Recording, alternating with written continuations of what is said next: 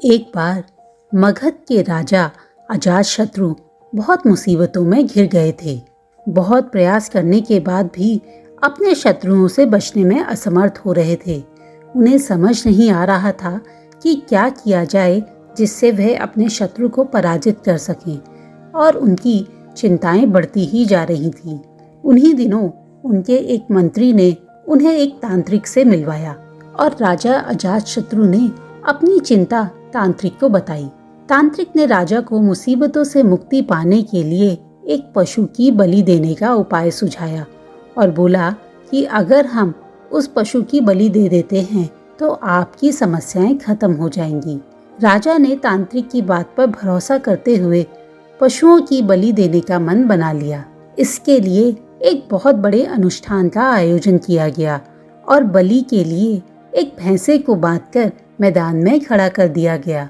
संयोगवश महात्मा बुद्ध भी उसी समय मगध राज्य में आए हुए थे और वह अजातशत्रु से मिलने वहां पहुंच गए। महात्मा ने देखा कि एक मूक पशु की गर्दन पर मौत की तलवार लटक रही है तो उनका मन करुणा से भर गया। वह अजातशत्रु के पास पहुंचे और उन्हें एक तिनका थमाते हुए बोले, राजन, मुझे इसे तोड़कर दिखाएं। राजा ने तिनके के 2 टुकड़े कर दिए और महात्मा बुद्ध को दे दिया। महात्मा बुद्ध ने टूटे तिनके को फिर से राजा को देते हुए कहा कि अब इन दोनों टुकड़ों को जोड़कर दिखाएं।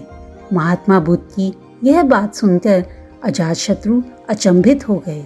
राजा ने कहा, टूटे तिनके कैसे जुड़ सकते हैं? राजा का उत्तर सुनकर महात्मा बुद्ध ने कहा, राजन, जिस तरह इन तिनकों को तोड़ा तो जा सकता है पर जोड़ा नहीं जा सकता, उसी तरह इस मूक पशु को मारने के बाद आप चाहकर भी उसे जिंदा नहीं कर पाएंगे, बल्कि इस जीव हत्या से आपकी परेशानियां कम होने के बजाय और बढ़ती चली जाएंगी।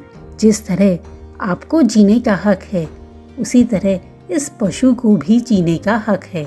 आपको अपनी समस्याओं, अपनी मुश्किलों का समाधान करने के लिए बुद्धिमानी और वीरता का सहारा लेना चाहिए। असहाय प्राणियों की बलि मत दीजिए।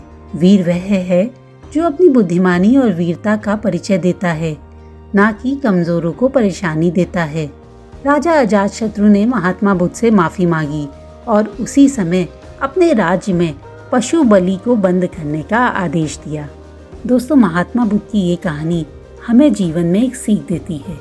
हमें आगे बढ़ने के लिए अपने धैर्य, साहस और बुद्धिमानी का सहारा लेना चाहिए, ना कि किसी कमजोर असहाय का इस्तेमाल करना चाहिए। हम अगर श्रेष्ठ हैं तो हमारा कर्तव्य अपने से कमजोर, अपने से छोटों को आगे बढ़ाना है, ना कि उनकी कमजोरी का फायदा उठाना।